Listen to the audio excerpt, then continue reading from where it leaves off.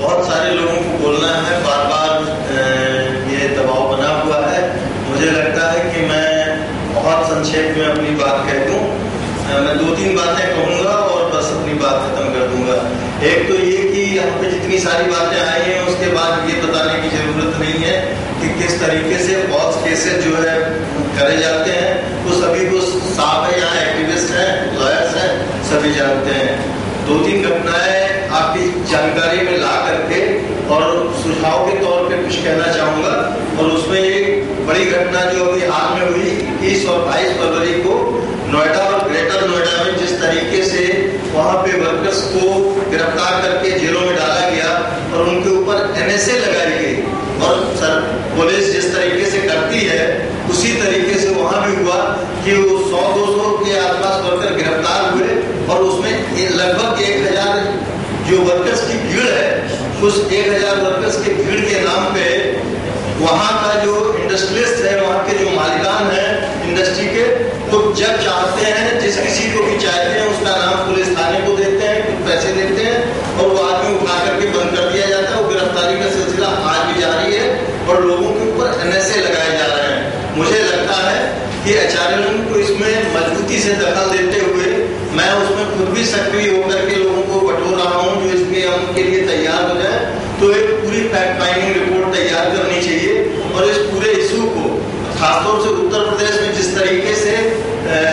NSA लगा करके परेशान किया जाता है, आम आदमी को विक्टिमाइज किया जाता है। यहाँ पे कई बार बातचीत होती रही, दलित की हुई, माइनॉरिटीज की हुई, सबकी हुई, लेकिन मुझे लगता है कि सबसे ज्यादा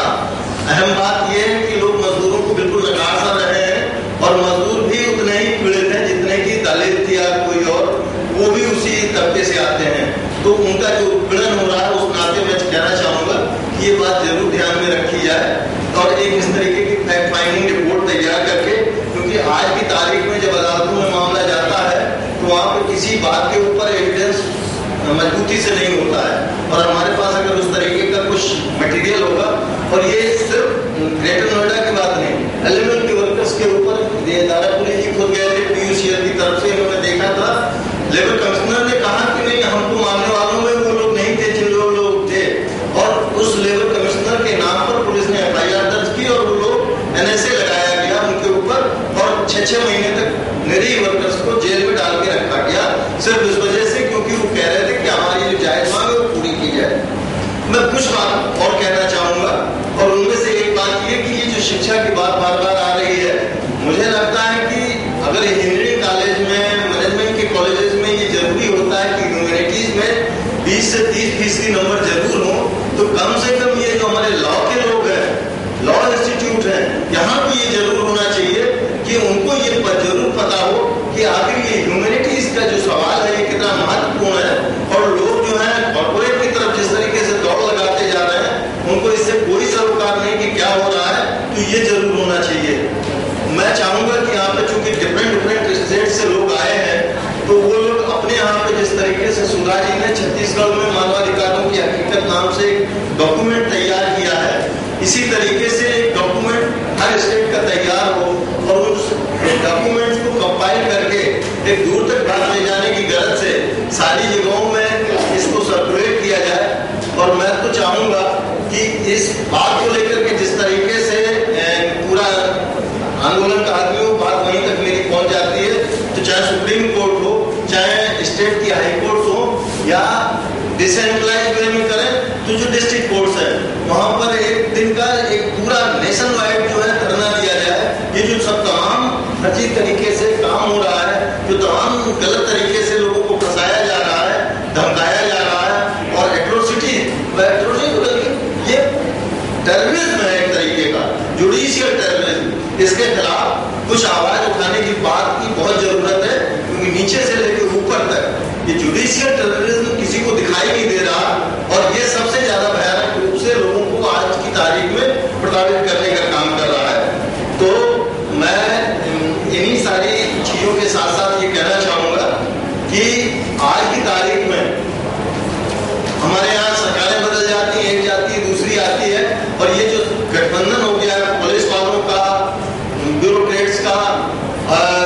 राजनेताओं का और मीडिया का, इनके चलते सारी चीजें जो है है पास में चली जा रही हैं और आज की तारीख में कोई मूवमेंट नहीं दिखाई दे रहा, आंदोलन नहीं दिखाई दे रहा है और लोग लड़ने के लिए तैयार हैं। ये पिछला जो अन्ना का आंदोलन था उससे भी जाहिर हो गया। तो मैं तो चाहूंगा कि पूरी शिद्दत के साथ, पूरी मजबूती के साथ यहाँ पे मौजूद लोग इस बात के लिए कमर कसें कि आज लोगों को जरूरत है कि उनको न्याय मिले और न्याय मिलने के लिए अगर उन्हें आंदोलन करने की जरूरत पड़ रही है तो हम आंदोलन करेंगे। और इतना यकीन जानिए कि अगर आप आंदोलन करेंगे, हम आंदोलन करेंगे तो आज भी देश की जनता तो लड़ने के लिए तैयार है और चूंकि राजनेता अपना विश्वास खो चुके हैं इसलिए जरूरत है नए तरीके के आंदोलन की और उसकी अगर यहाँ से शुरुआत होती है तो ये बात बहुत दूर जाएगी।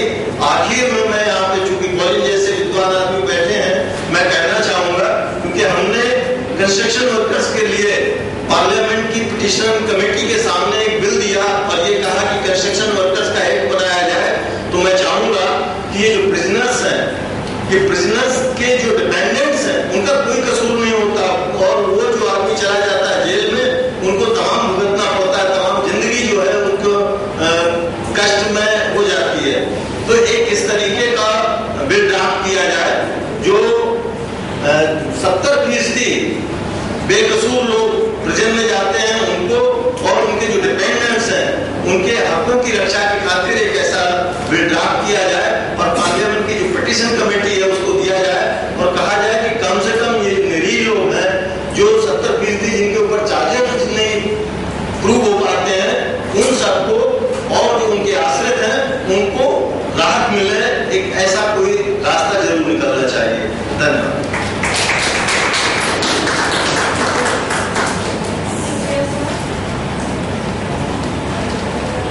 There's some announcements before we proceed further. Dinner will be served here at ISI at 7:45 p.m. and all